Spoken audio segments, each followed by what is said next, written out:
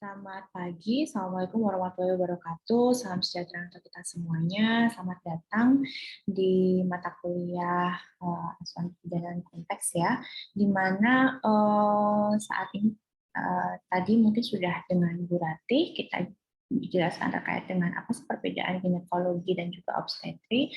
Dan kali ini saya coba membahas secara konsep ya, konsep dari ginekologi secara umum. Ya, materi-materi terkait dengan nanti bagaimana pengertian, kemudian batasan dari ginekologi sendiri, istilah-istilah yang berkaitan dengan ginekologi, ginekologi secara umum, endokrinologi reproduksi dan fertilitas, serta onkologi ginekologi. Ya, sebelum kita masuk pada area ginekologi secara umum, tentu saja kita selalu mengingat bahwa mengapa kita selalu mempelajari menjadi seorang bidan, gitu ya? Salah satunya sebetulnya kalau diturut-turut bagaimana caranya untuk mengurangi angka kematian ibu. Nah, angka kematian ibu ini oleh WHO sendiri itu dilihat pada seorang wanita kematian pada saat dia hamil sampai dengan 42 hari pasca persalinan. Nah, angka kematian ibu itu sebagai suatu indikator kesejahteraan seorang perempuan. Indikator perempuan karena dia melahirkan, maka juga menjadi indikator kesejahteraan suatu bangsa. Dan oleh karena itu menggambarkan hasil capaian suatu negara. Jadi kalau angka kematian ibu itu berkurang, maka kita bisa pastikan bahwa terdapat satu capaian negara yang bisa berhasil, yaitu kesejahteraan perempuan yang merupakan kesejahteraan suatu bangsa. Nah, akan tetapi kita melihat dari data yang terakhir ya untuk SDKI di tahun 2015, yang terakhir 2018 untuk angka kematian bayi, untuk angka kematian ibu di tahun 2015 ini naik ya. Sebetulnya dari kenaikan itu dari tahun 2017 sampai dengan 2015. Ada kenaikan turun sebentar di 305. Tetapi kita juga surprise pada tahun 2007 itu ada penurunan yang cukup lumayan ya, 228, akan tetapi sekarang naik dan ini turun sedikit ya di angka 305 per 100.000 kelahiran hidup. Sehingga kalau dilihat apalagi target SDGs ya di tahun 2030, angka kematian ibu harus hidup di bawah 70 per 100.000 kelahiran hidup. Masih jauh ya, dari 305 ke 70. Sangat jauh sekali. Nah, ini memang yang selalu kita pikirkan bersama-sama bagaimana cara untuk bisa mengurangi angka kematian pada ibu. Banyak penelitian yang mengidentifikasi apa sih penyebab utama dari angka kematian ibu. Nah, salah satunya yang akan kita pelajari terkait dengan nantinya ke ginekologinya, itu seperti apa. Karena perenggut kematian dalam proses persalinan sudah jelas ya, adanya perdarahan, disebabkan oleh apa dan sebagainya sudah ada. Akan tetapi ada kejadian lain-lain di mana salah satunya yaitu dikarenakan adanya angka kesatian ibu dikarenakan penyakit ginekologis. Nah, ini mungkin sudah dibahas oleh Bu Ratih ya, mulai dari gimana sih, apa saja sih ginekologi, kemudian obstetrik itu apa. Untuk lebih simpelnya sebetulnya kalau obstetrik itu cabang ilmu kedokteran yang berhubungan dengan kehamilan dan persalinan sampai sebelum, selama, setelah wanita melahirkan. Intinya kalau obstetrik itu proses dari hamil sampai dengan nifas. Itu adalah proses dari obstetrik. Jadi berhubungan dengan kehamilan, kemudian bersalin, kemudian nifas, ya. Tetapi kalau ginekologi itu cabang kedokteran yang fokusnya pada kesehatan tubuh dan organ reproduksi wanita. Jadi kalau dilihat ini adalah cabang di mana dia melihat fokus pada kesehatan tubuh dan reproduksi organ wanita. Jadi seorang wanita itu organ reproduksinya apa saja bisa dipikirkan ya. Mulai dari ada rahim dan sebagainya. Kita akan bahas. Nah, cabang ini diagnosisnya seperti penanganan, mencakup suatu diagnosis dulu, kemudian penanganannya bagaimana, kemudian bagaimana cara merawat penyakit tersebut, dan terkait dengan organ reproduksi wanita. Tentu saja pada proses obstetrik dan ginekologi ini kita memiliki kerjasama dengan dokter obsgin ya. Untuk obstetri sendiri, untuk patologi kita harus bekerja sama dengan dokter obsgin. Untuk ginekologi ini lebih pada proses diagnosis. Untuk screening awal itu bisa dilakukan oleh bidan, sehingga saat ini kalian akan dipelajari secara prosesnya ya. Kemudian penanganannya berkolaborasi karena dokter saja pastinya butuh proses di mana penanganan perawatannya itu bisa dilakukan oleh bidan maupun perawat gitu, yang terkait dengan penyakit yang terkait dengan organ reproduksi wanita.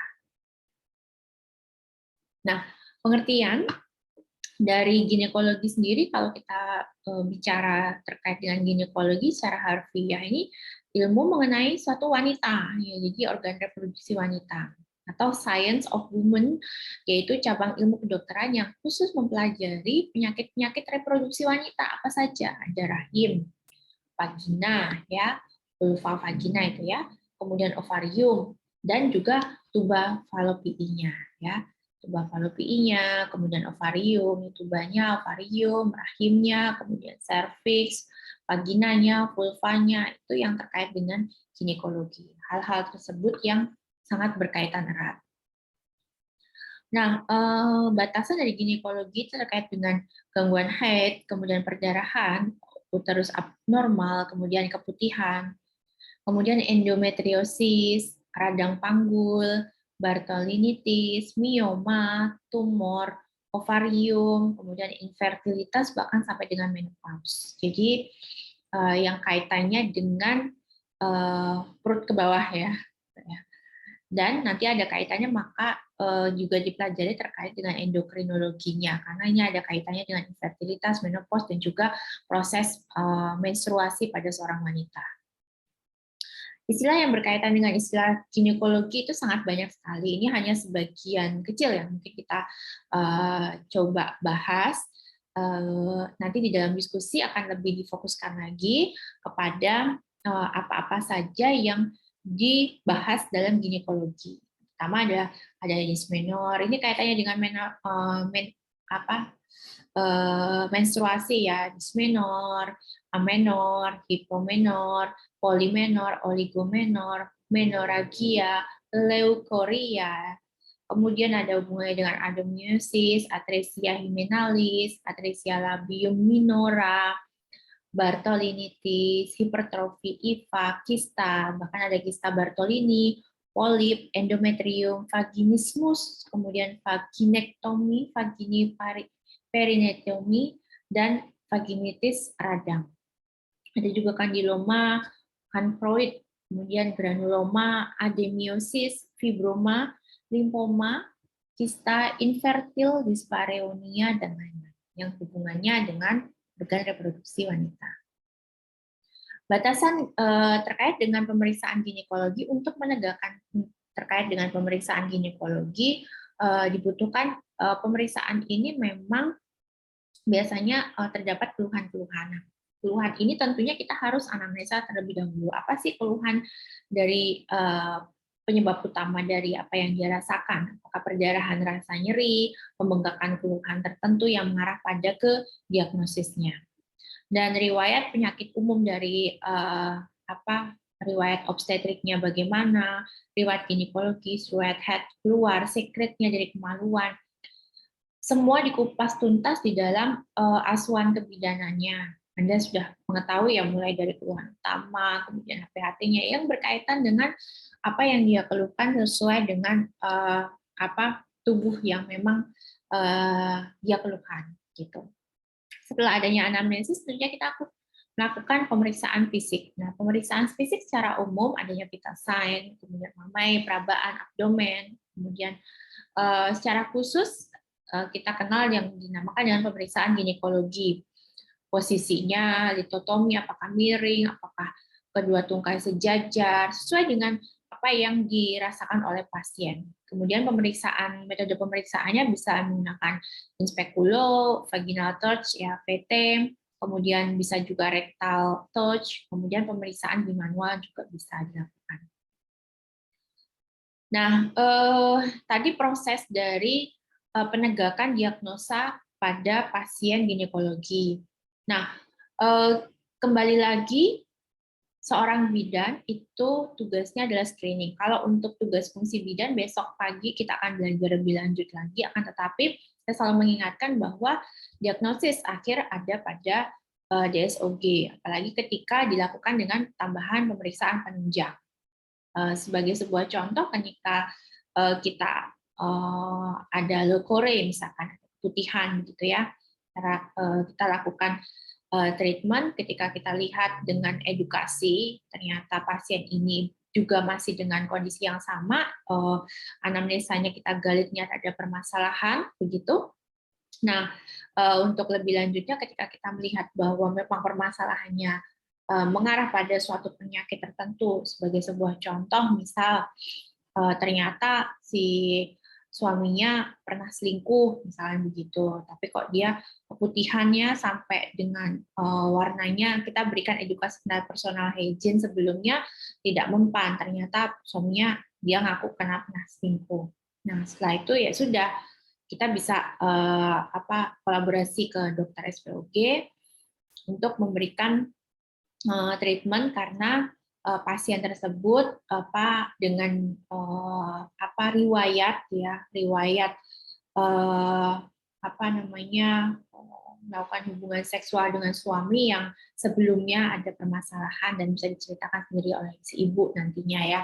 Nah, hal tersebut juga kita bisa lakukan treatment tersebut kepada ke dokter. Jadi ada jenjangannya. Jadi ketika ke dokter, dari dokter akan diperiksa lebih lanjutnya lagi, kemudian pemeriksaan inspekulonya ya, kemudian juga boleh dilakukan pemeriksaan lebih lanjutnya lagi.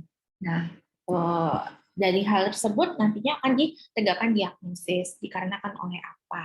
Karena terkait dengan keputihan itu bisa juga menjalar pada penyakit-penyakit yang di luar yang kita pikirkan. Nah, ini hanya sebagai sebuah sign atau tanda. Nah, hal tersebut yang memang harusnya kita kolaborasikan bersama dengan DSPOG.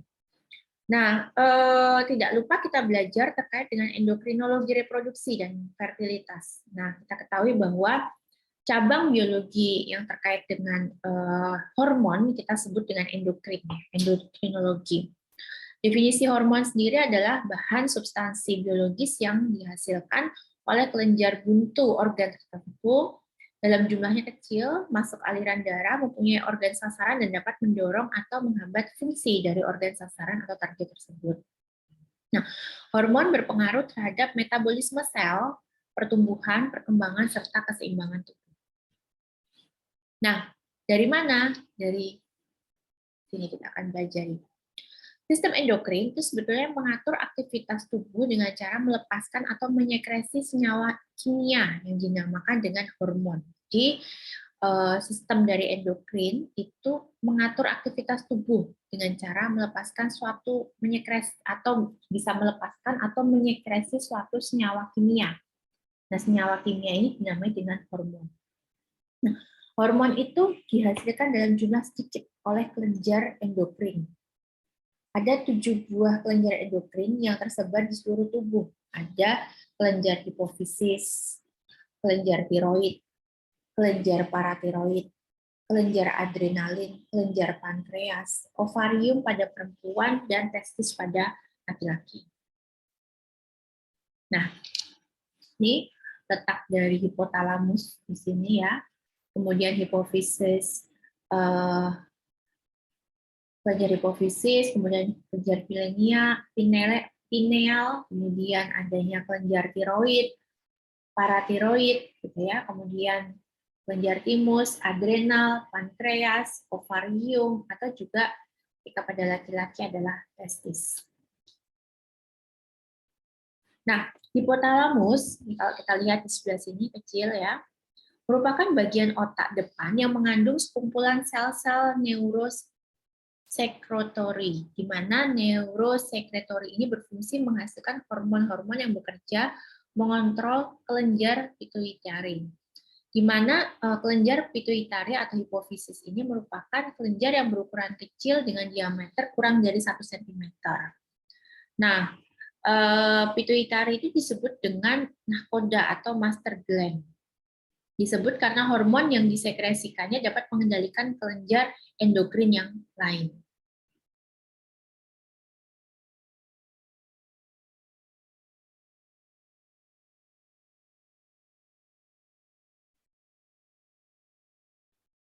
Nah, kelenjar kita balik kepada kelenjar hipofisis, ini juga disebut master gland karena mampu mengendalikan hormon, mengatur kelenjar hormon yang lainnya. Kelenjar hipofisis dibagi menjadi 3, yaitu adanya lobus, ya, kemudian bagian anterior, kemudian bagian lobus itu bagian anterior, kemudian bagian tengah itu intermediate, dan bagian posterior. Ya, hipotalamus merupakan bagian otak depan yang mengandung sekumpulan sel-sel neurosekretori. Nah, untuk apa? Menghasilkan hormon-hormon yang bekerja mengontrol kelenjar pituitari. Nah, di sini sudah ada apa saja yang dikontrol di dalam kelenjar tersebut. Nah, sedangkan ketika kita bicara pada sistem hormon pada pria, itu kita bisa sebutkan ada substansi kimia biologi yang disekresi oleh kelenjar endokrin berfungsi untuk mengatur proses tubuh, hormon dibawa oleh organ, target spesifik, dan kejaringan darah. Hormonnya yang mengatur reproduksi dari pria, ini adalah GnRH atau gonadotropin releasing hormone, kemudian FSH, LH, dan testosteron atau androgen. Nah, gonad atau kelenjar kelamin pada laki-laki yang disebut dengan testis, sedangkan pada perempuan biasanya disebut dengan ovarii. Hormon kelamin pada laki-laki disebut dengan androgen, itu misalnya testosteron. Bersama dengan LH dan FSH merangsang pembentukan dari sperma atau spermatogenesis. Nah, ini kalau pada kelenjar kelamin pada wanita itu yang dihasilkan adalah estrogen dan progesteron. Kalau yang estrogen itu mempertahankan pembentukan ovum dan ciri-ciri kelainan sekunder, sedangkan pada laki-laki itu ada di bagian testis, menghasilkan testosteron, berfungsi untuk mempertahankan proses pembentukan sperma dan menumbuhkan ciri-ciri kelainan sekunder. Nah, pada wanita tadi kita bahas adanya hormon estrogen dan progesteron yang dihasilkan oleh ovarium sebagai sebagian pergi ke uterus untuk mengatur siklus menstruasi, mempersiapkan uterus, menerima kehamilan, kemudian dan juga sebagian juga ke mame untuk bersama-sama untuk mengatur pembentukan air susu yang disebut dengan prolaktin. Nah, hormon utama yang berperan pada proses dari reproduksi seorang wanita adalah GnRH, FSH, LH, prolaktin, estrogen, dan progesteron. Lebih banyak daripada laki-laki ya. Nah, untuk estrogen dan progesteron ini sendiri, ini hormon kelamin. Kita sebut dengan estrogen dan progesteron. Untuk estrogennya sendiri membantu daur, siklus menstruasi, dan juga uterus, kemudian mengatur perkembangan dari ciri-ciri kelamin sekunder perempuan. Untuk progesteron sendiri ikut mengatur daur menstruasi juga sama dan mengatur perkembangan kelenjar mame dan pembentukan plasenta selama kehamilan. Nah, di ginekologi kita juga akan mempelajari kaitannya dengan onkologi. Onkologi ini adalah cabang ilmu kedokteran yang fokus pada penyakit kanker dan pengobatannya. Onkologi ginekologis adalah bidang khusus pengobatan yang mempunyai fokus pada diagnosis dan perawatan bagi kaum wanita yang menderita kanker sistem reproduksi. Ini termasuk seperti kanker indung telur, kanker rahim, kanker serviks, dan juga kanker vulva. Baik, terima kasih ya. Hari ini kita coba mengupas terkait dengan konsep dari ginekologi. Pada dasarnya ginekologi ini ilmu yang mempelajari organ tubuh wanita dan di mana ketika kita sakit begitu ya, nah ini harus ke dokter spesialis Dan sebetulnya bidan bisa melakukan screening terlebih dahulu terhadap penyakit yang bisa diderita oleh sang wanita. Baik, kita lanjut pada diskusi di e-link. Saya cukupkan. Wassalamualaikum warahmatullahi wabarakatuh.